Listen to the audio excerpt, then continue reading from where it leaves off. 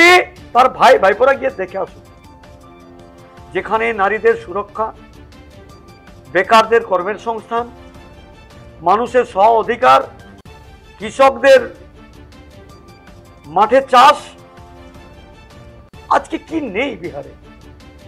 যারা চাকরির বয়স নেই সমস্ত মায়েদেরকে মাসিক বাৎসরিক 50,000 টাকা করে দেওয়া ব্যবস্থা করা, যাতে বাড়িতে বসে কিছু একটা করতে পারে, বেকার যাতে না হয়।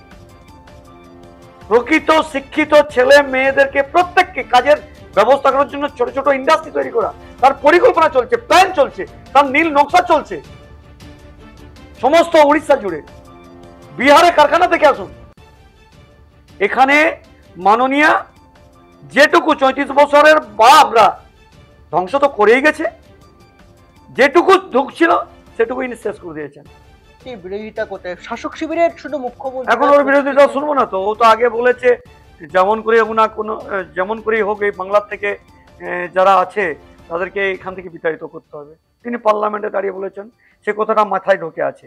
আর এখন কি পাবে, এখন উনি পাগল হয়ে গেছেন সম্ভবত, কখন যে কি বলছে তার কোনো ঠিক নেই।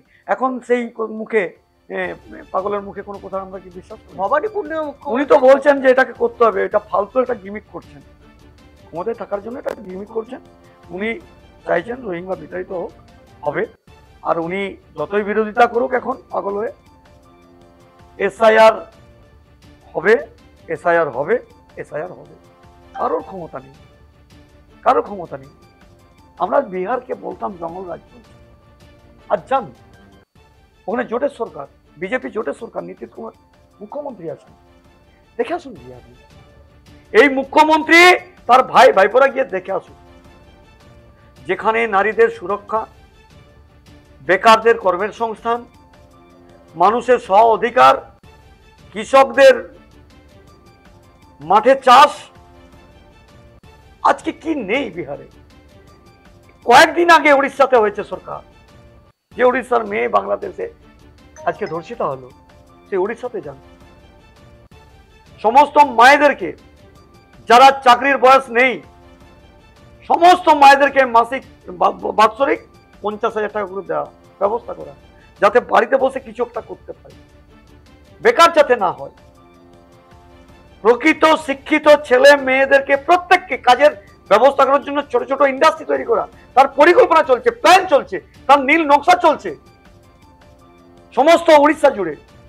বিহারে কারখানা থেকে আসুন, এখানে মাননীয়া যেটুকু 34 বছরের বাপরা ধ্বংস তো করেই গেছে, যেটুকু ঢুকছিল সেটুকু ইনি শেষ করে দিয়েছেন। উত্তরবঙ্গের চা বাগানগুলোর অবস্থা দেখে আসুন, শ্রমিকদের অবস্থা কি দেখে আসুন। আমি দার্জিলিং, জলপাইগুড়ি, শিলিগুড়ি, কার্শিয়াং, ডুয়ার্সের বেশ কিছু এলাকা আমি বছর একবার করে যাই, খালি দেখার জন্য, ঠান্ডা করে ঘুমাতে যাওয়ার জন্য নয়, দেখার জন্য যাই, ভালো লাগে। তাদের সাথে কথাবার্তা বলি, চা বাগানের শ্রমিক তাদের বাড়িতে যায়, কি অবস্থায় আছে জানেন? অধিকাংশ শ্রমিকরা ওই ওটাকে কি পিঁপড়ে বলে যেন, কুরকুট পিঁপড়ে, কুরকুটের ডিম তারা নিয়ে এসে রান্না করে খাচ্ছে। আমার বাঁকুড়ার জঙ্গলমহল, প্রত্যন্ত রায়পুরের এখনো জঙ্গলমহল এরকম আছে। যারা বলেছিল পাহাড় হাসবে, জঙ্গল হাসবে, কলকাতাকে সুইজারল্যান্ড আর দার্জিলিংকে লন্ডন বানাবো, তো আজকে সেই দিদির ভাষা কথা আপনি নিজে একবার গিয়ে দেখে আসুন। চলুন আমার সাথে প্রত্যন্ত রায়পুরের জঙ্গলমহলে দেখে আসবেন, চলুন। দুবেলা ঠিক মতো করে খেতে পায় না, তাদের জন্য ভারতীয় জনতা পার্টির সরকার সেই সমস্ত স্টেটের পিছিয়ে পড়া জনজাতি, মূলজাতি, তাদেরকে এগিয়ে নিয়ে আসার জন্য প্রত্যেক পরিবারের মায়েদেরকে, যারা চাকরির যোগ্যতার বাইরে আছে, প্রত্যেকের হাতে 50,000 টাকা করে বাৎসরিক দেওয়া হয়। বলুন তো, যদি 4টা বছর 5টা বছর সরকারটা থাকে, সে ওই টাকাটা যদি কোনো রকম ভাবে সঞ্চয় করে থাকে 2.5 লক্ষ টাকা, তার বাড়িতে ছোট একটা কুটির শিল্প তিনি করতে পারবেন। জঙ্গলমহলে বাস করলে থালা পাতা তৈরি করতে পারবেন একটা ছোট মেশিন বসিয়ে। পাহাড়ে থাকলে তিনি পাহাড়ের যে সমস্ত ছোট ছোট পাথরের কাজ হয়, এই সমস্ত কাজ হয়, তিনি নিজে বাড়িতে বসে করতে পারবেন। বাড়িতে যদি স্বামী তার শারীরিকগতভাবে কর্মে অক্ষম হয়, তিনি নিজে রোজগার করে স্বামীকে খাওয়াতে পারবেন, যেহেতু তারা অর্ধাঙ্গিনী, একে অপরের পরিপূরক। ছেলে মেয়েরা কাজ পাবে।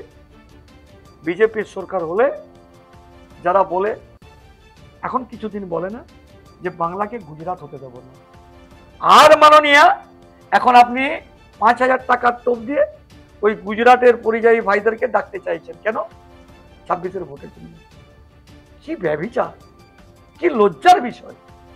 শিক্ষা নিন গুজরাটের কাছে, দিল্লির কাছে শিক্ষা নিন। কয়েকদিন আগে সরকার হয়েছে, উড়িষ্যাতে যান, বিহারে যান, শিক্ষা নিন বিজেপি শাসিত রাজ্যে। এ শিক্ষা আপনি নেবেন না। আপনার দুহাত ছাড়া চুল্লুর ঠেক দোকান, আর ওই থেকে যাবে, তার জন্য ক্লাবের ছেলেদেরকে আপনি আবার 1-10 নিলামে তুলেছেন।